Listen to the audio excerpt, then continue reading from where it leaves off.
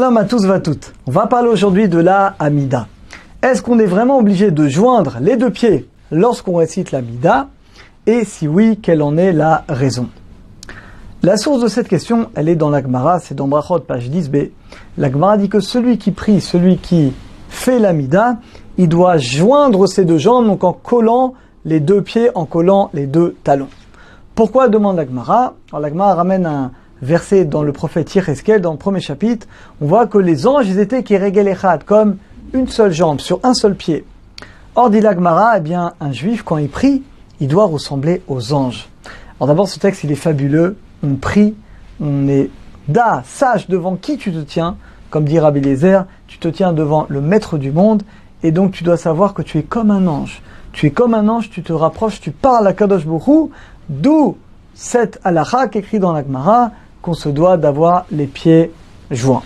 Alors d'abord, quelle est la raison? Pourquoi on doit avoir les pieds joints lorsqu'on fait la Hamida? Alors Rabbi Yosef Karo, dans le Beth Yosef, il explique la raison. Il dit qu'en réalité, la raison, c'est quoi? C'est très profond. La raison, c'est que quand on est comme ça, on n'a pas où aller. Tu peux aller ni à droite, ni à gauche, ni retourner en arrière. Eh bien, c'est une manière de nous dire que quand tu es devant un Kadosh Baruch Hu, eh bien, tu peux pas fuir. Tu peux pas trouver des excuses. Mais tu es entièrement devant le maître du monde. Tu es face à lui et tu ne peux pas t'échapper. Et tu peux aller ni à droite, ni à gauche. Mais tu es devant le maître du monde. Alors c'est très beau, ça montre un petit peu la conscience qu'on doit avoir lorsqu'on prie. Lorsqu'on prie, comme c'est ramené dans le Shulchan Aruch, on doit enlever toutes les pensées extérieures de ce monde et on doit avoir la conscience qu'on se tient devant le maître du monde, que la Shrina, sa présence divine, est devant nous. Et donc c'est sûr que quand on a cette conscience, on ne prie pas de la même manière. Eh bien, nous dit le Shulchan Aruch, cette halakha est tranchée bien entendu, un juif il doit joindre ses pieds lorsqu'il fait l'Hamida pour ressembler aux anges, et donc ça va nous aider à prendre conscience qu'on se tient devant Hachem finalement au même titre qu'un ange. Dans le Zohar également, par Pinchas, cette même raison est ramenée, avec un élément en plus, que pareil, on doit coller les pieds pour ressembler finalement aux anges, mais là-bas dans le Zohar, Hachem dit aux anges, il dit « Ouvrez le palais, ouvrez les portes du palais pour recevoir les prières de mes enfants. » Quels enfants? Ceux qui joignent leurs pieds comme vous et qui prient. Donc dans le Zohar, Hachem dit aux anges, ouvrez les portes, amenez toutes les prières. De qui on amène les prières? Eh bien des juifs qui vont joindre leurs pieds et donc qui vont se conduire encore une fois comme des anges. Donc c'est toujours bien entendu la même idée.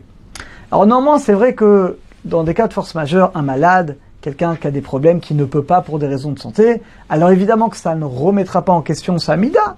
Nous dit le Rav Yosef, évidemment qu'il faut le faire, mais quelqu'un qui ne peut pas, ou qu'une personne qui est âgée, c'est très dur pour lui. Alors dans ce cas-là, s'il peut pas, tant pis. Au moins, s'il peut au moins coller les talons, l'idéal c'est de coller les deux pieds l'un face à l'autre. Si on peut pas, au moins de coller les talons.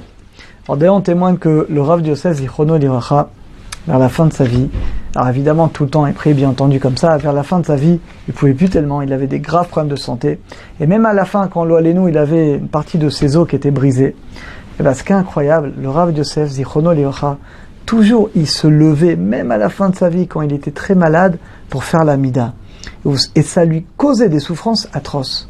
Vous savez pourquoi c'est incroyable? Parce que d'après l'halakha, lui-même le Rav Yosef, il dit que un malade, ou même quelqu'un il peut pas, quelqu'un il est dans le train, il est dans l'avion, il peut pas faire la Hamida debout, il risque de rater. On a déjà fait un cours dans la Time que Bediavad, a posteriori, on peut quand même faire la Hamida assis quand on n'a pas le choix. Un malade, quelqu'un d'alité ou quelqu'un qui n'a pas d'autre possibilité, eh bien on peut. Donc d'après l'halakha, le Rav Yosef, quand il était très malade, il aurait pu faire la Hamida debout. Mais il a dit non. Pourquoi il a dit non?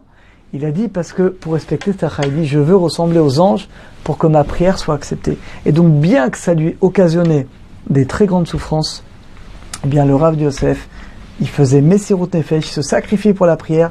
Il se mettait debout, bien que pour lui c'était très difficile, il faisait la Hamida et après il se rasseyait. Donc on voit que même c'est vrai qu'il y a l'halakha, mais au-delà de l'halakha, si on peut faire mieux, et si on peut faire en sorte de ressembler aux anges, et si on peut faire tout ce qui est en notre pouvoir pour que notre prière soit acceptée, bah évidemment que c'est l'idéal. Alors Bezat Hashem, qu'on suive un petit peu son exemple à notre échelle, à notre niveau, et que Bezat Hashem, par ce mérite, toutes nos prières Bezat Hashem seront acceptées, exaucées devant Akadosh Baruch Hu. À très bientôt à tous et à toutes. La ligne d'écoute Torah Box, c'est une équipe de thérapeutes et coachs bénévoles à votre disposition chaque jour pour vous écouter et vous aider à surmonter votre difficulté. Problème de couple, solitude, dépression, violence, harcèlement. Vous n'êtes plus seul, nous sommes là. La ligne d'écoute TorahBox, un service unique, gratuit pour vous. Depuis la France au 01 80 20 5000 et en Israël au 02 37 41 515.